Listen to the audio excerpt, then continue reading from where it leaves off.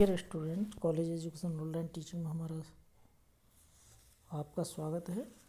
और आज का हमारा टॉपिक है कार्मिक प्रशासन के अंतर्गत भर्ती लोक सेवा में कर्मचारियों की एक कार्मिक प्रशासन के अंतर्गत एक महत्वपूर्ण पार्ट है, क्योंकि प्रशासन की स्थिरता और कार्यकुशलता योग्य कर्मचारियों पर ही निर्भर करती है और भर्ती के द्वारा योग्य कर्मचारियों को संगठन में प्रवेश दिया जाता है।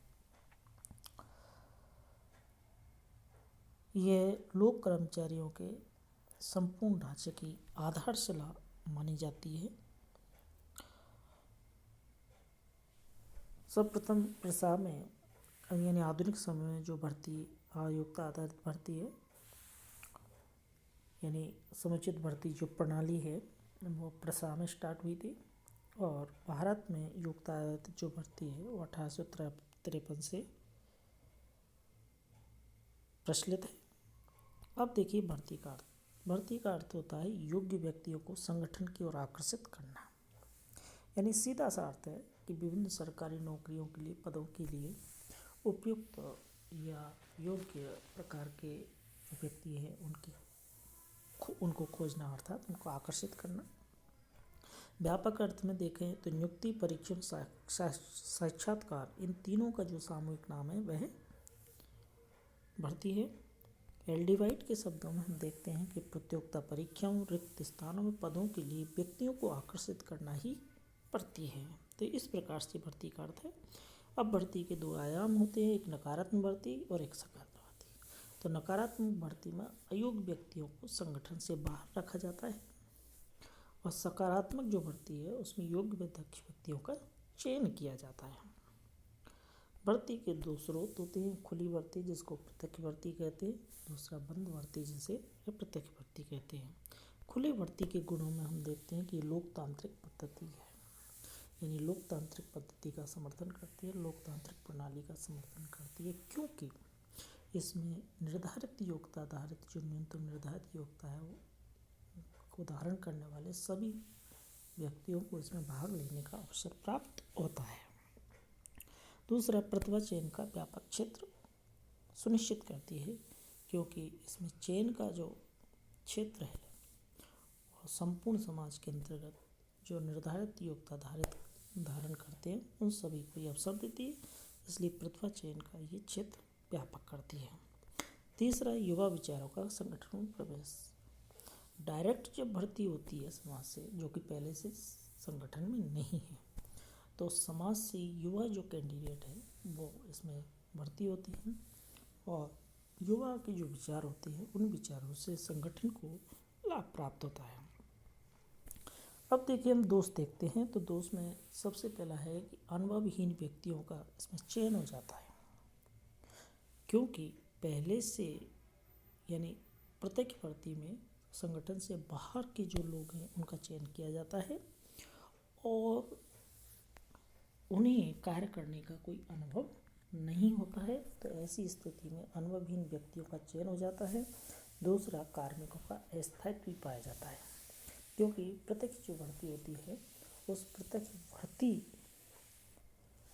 से संगठन के जो पहले जो चयनित हो जाते हैं तो उन्हें जब भविष्य में कोई पदोन्नति या प्रोन्नति की कोई अवसर प्राप्त नहीं होती है तो संगठन को छोड़ जाते हैं, अर्थात उनमें पलायनवादी प्रवृत्ति का संचार होता है।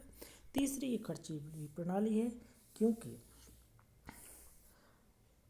डायरेक्ट जब चयन किया जाता है तो काफ़ी मात्रा में यानी कर्मचारी जो चयनित हैं उनको प्रशिक्षण देना होता है, प्रशिक्षण में भारी व्यय करना पड़ता है, तो ये खर्चीली प्रणाली। अब देखिए बंद भर्ती के गुण देखते हैं। यानी बंद भर्ती का मतलब होता है कि जब प्रत्यक्ष भर्ती जब संगठन के ही व्यक्तियों में से उनका चयन किया जाता है, संगठन से बाहर के व्यक्तियों को इसमें सम्मिलित नहीं किया जाता, अवसर नहीं दिया जाता।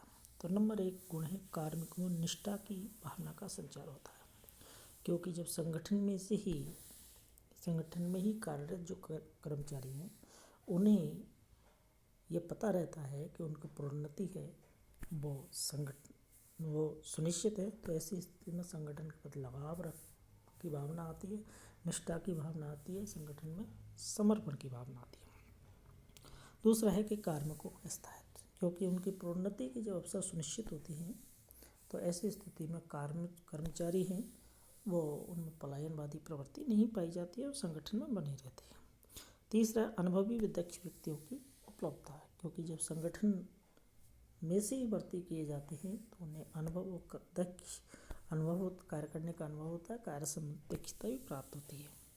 चौथा, एक कम खर्चीली प्रणाली है, क्योंकि चयनित किए जाने वाले जो कर्मचारी हैं उनको प्रशिक्षण देने की आवश्यकता नहीं होती।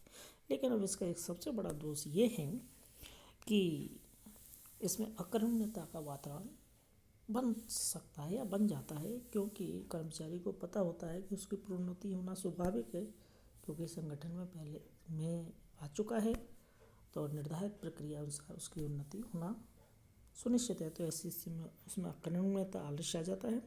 दूसरा, ये अलोकतांत्रिक पद्धति है, क्योंकि ये संगठन में कार्यरत व्यक्तियों को ही भर्ती में अवसर देने का समर्थन करती है, संगठन से बाहर के लोगों का नहीं। जबकि लोकतंत्र में निर्धारित योग्यताधारी जो कैंडिडेट है उन सभी को समान अवसर प्राप्त होना चाहिए, जो कि इस भर्ती प्रणाली में नहीं है। तो इस प्रकार से दोनों प्रकार की भर्ती जो है, उस भर्ती की जो तरीके हैं उनके गुण और दोष देखे। अब सवाल ये आता है कि कौन सी श्रेष्ठ है। जब श्रेष्ठता का प्रश्न आता है तो प्रत्यक्ष है या अप्रत्यक्ष है, तो इसका सीधा सा होता है कि नहीं तो प्रत्यक्ष है अप्रत्यक्ष है, किसको अपनाना चाहिए। तो एक सामान्य अवधारणा है कि निम्न और मध्यस्तरीय जो पद हैं उन पर, यानी किसी संगठन है, संगठन में 3 लेयर होती है, निम्न, मध्य और उच्च। तो निम्न मध्य स्तरीय स्तर के जो कर्मचारी हैं उनके लिए डायरेक्ट भर्ती का समर्थन किया जाना चाहिए, और उच्च स्तरीय जो है उनमें कुछ डायरेक्ट और कुछ इनडायरेक्ट।